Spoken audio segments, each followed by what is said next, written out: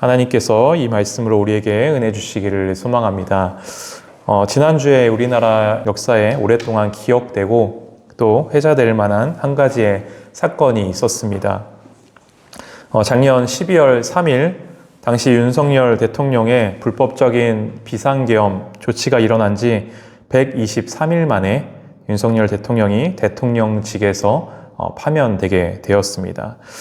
여러 정치적인 이야기들을 차치하고 제 개인적으로는 이번에 이 일들을 경험하면서 그 모든 일들을 보며 리더 한 사람이 얼마나 중요한지를 새삼 깨닫고 느끼는 시간이 되었습니다.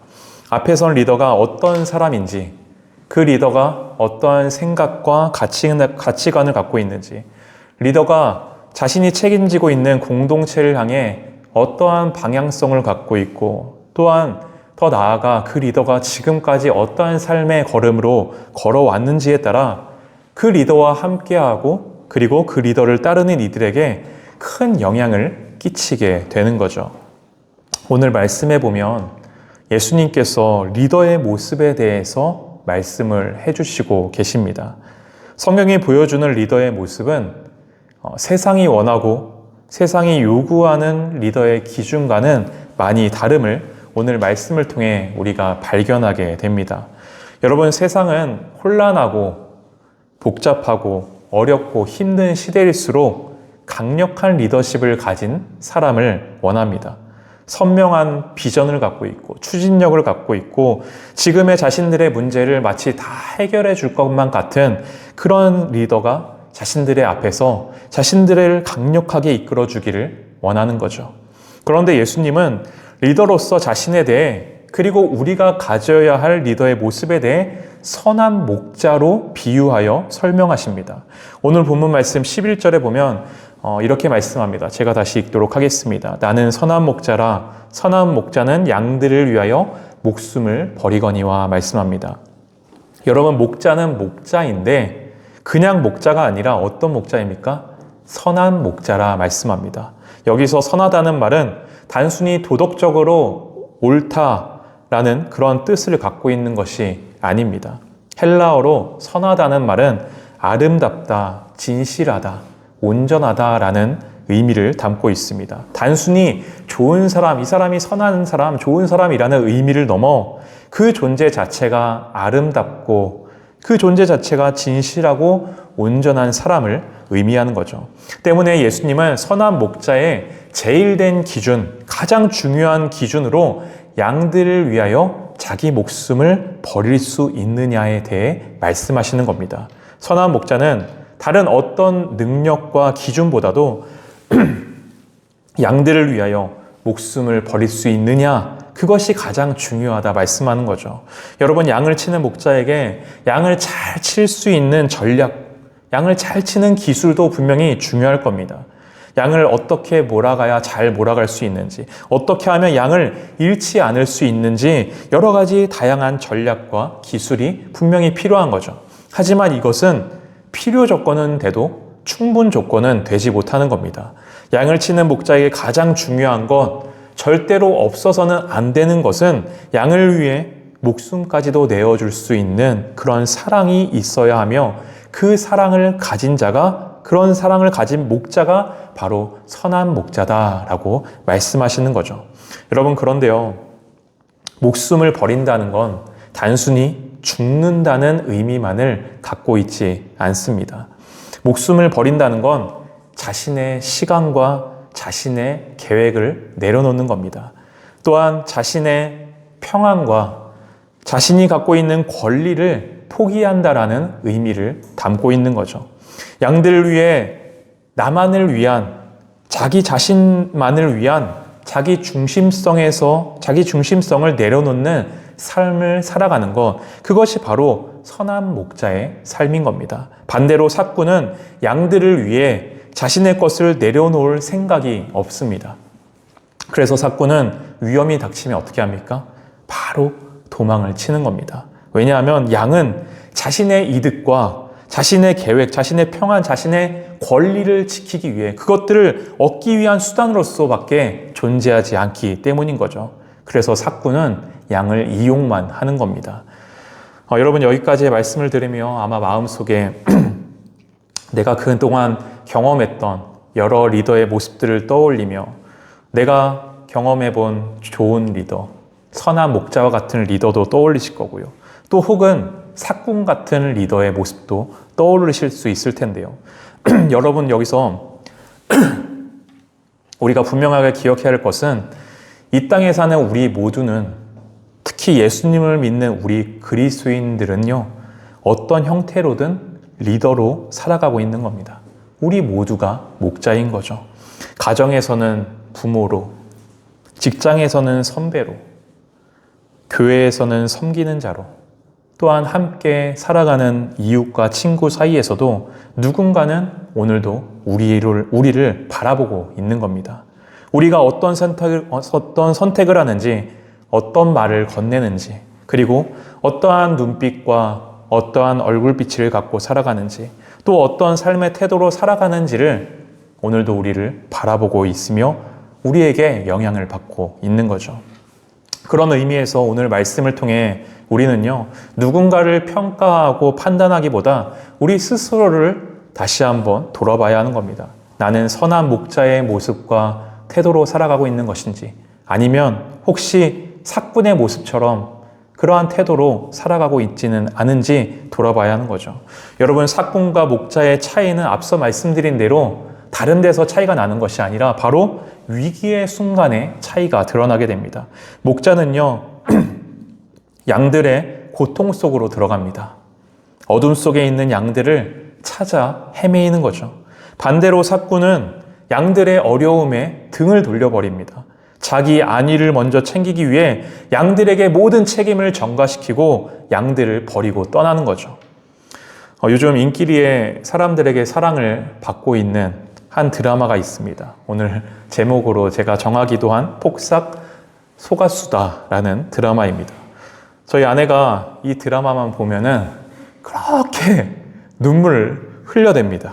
꺽꺽거리면서 훌쩍훌쩍거리며 웁니다.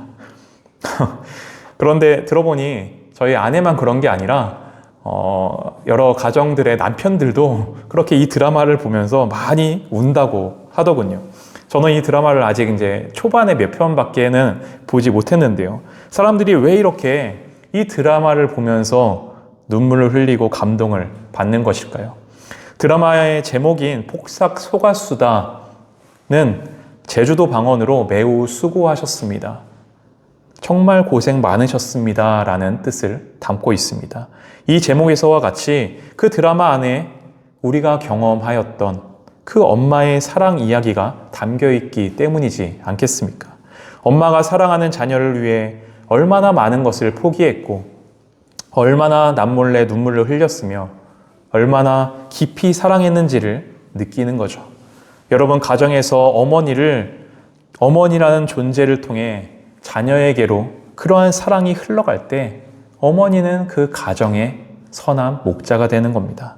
이름 모를 작은 가정 안에서 아무도 보이지 않는 곳에서 자기의 생명을 나누는 사람, 자기의 모든 것을 내려놓는 사람, 그런 사람이 바로 목자이며 그런 사람이 바로 리더이고 예수님께서 우리에게 회복하길 바라시는 사람다운 사람의 모습인 겁니다. 다시 오늘 본문 말씀으로 돌아와 예수님의 선한 목자 되심은 특히 한 마리의 양을 귀히 여기는 데서 드러납니다. 오늘 말씀 16절에 보면 또 이렇게 말씀합니다. 또 이 우리에 들지 아니한 다른 양들이 내게 있어 내가 인도하여야 할 터이니 그들도 내 음성을 듣고 한 무리가 되어 한 목자에게 있으리라. 여러분, 목자로서 예수님의 눈, 예수님의 마음, 예수님의 관심은 우리 안에 있는 양들에게만 놓여있지 거기에서만 머무르지 않았습니다. 예수님은요, 항상 우리 밖에 있는 양들 또한 바라보시고 그들에게 관심을 가지시고 그들에게 다가가려 노력하셨습니다. 우리의 함께 있지 못한 사람들, 잃어버린 자들, 또 소외된 자들, 누구도 관심 가져주지 않고 사랑을 주지 않는 삶의 그늘진 곳에서 힘겹게 살아가는 이들을 향하셨던 거죠.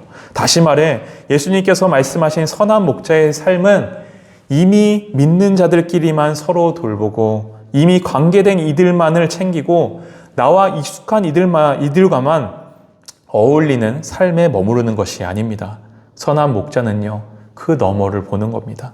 보이지 않는 한 사람, 잊혀버린 한 사람, 길을 잃은 한 사람, 그 한 사람을 위해 나의 시간과 나의 계획과 나의 평안과 권리를 내려놓고 앞이 보이지 않아도 그 길을 떠나 그 길을 찾아 헤매는 것이 바로 선한 목자의 사랑인 거죠.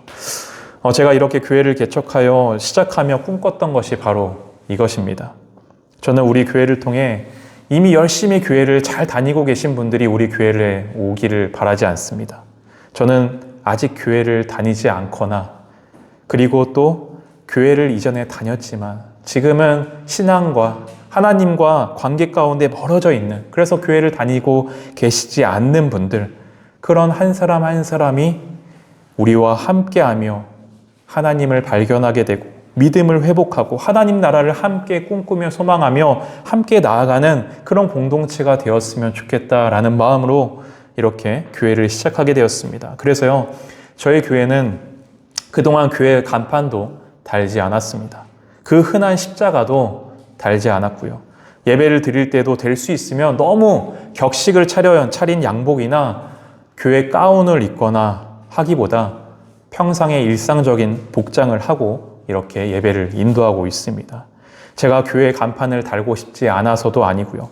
교회 십자가를 싫어해서도 결코 아닙니다. 양복을 입기 싫어서도 결코 아닙니다. 저는 교회 너머에 계신 분들이 교회라는 울타리를 너무 높게만 여기는 것이 아니라 좀 낮은 울타리가 되어서 함께 할 수 있는 공간, 열린 공간, 거리감이 느껴지지 않고 함께하기 어렵지 않은 그러한 공간이 되었으면 좋겠다라는 생각에서였습니다.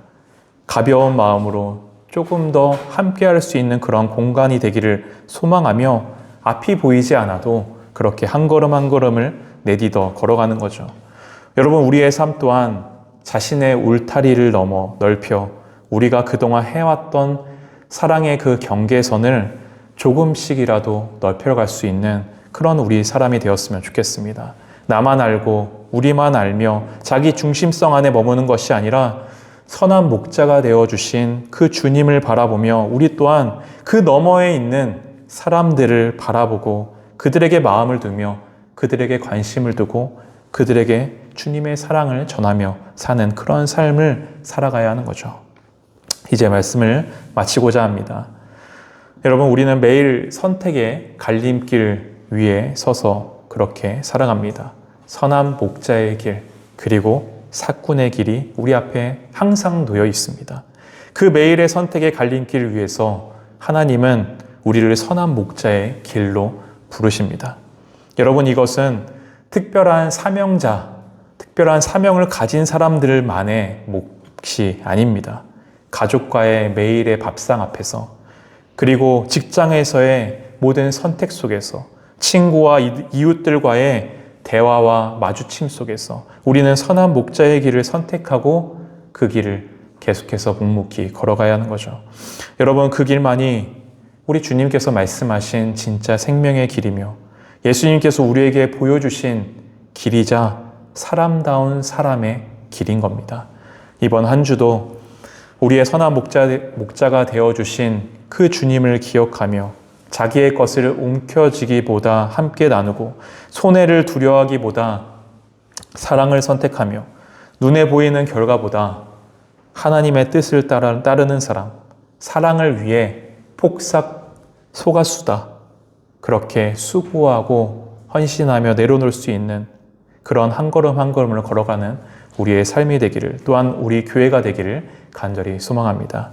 함께 찬양하도록 하겠습니다.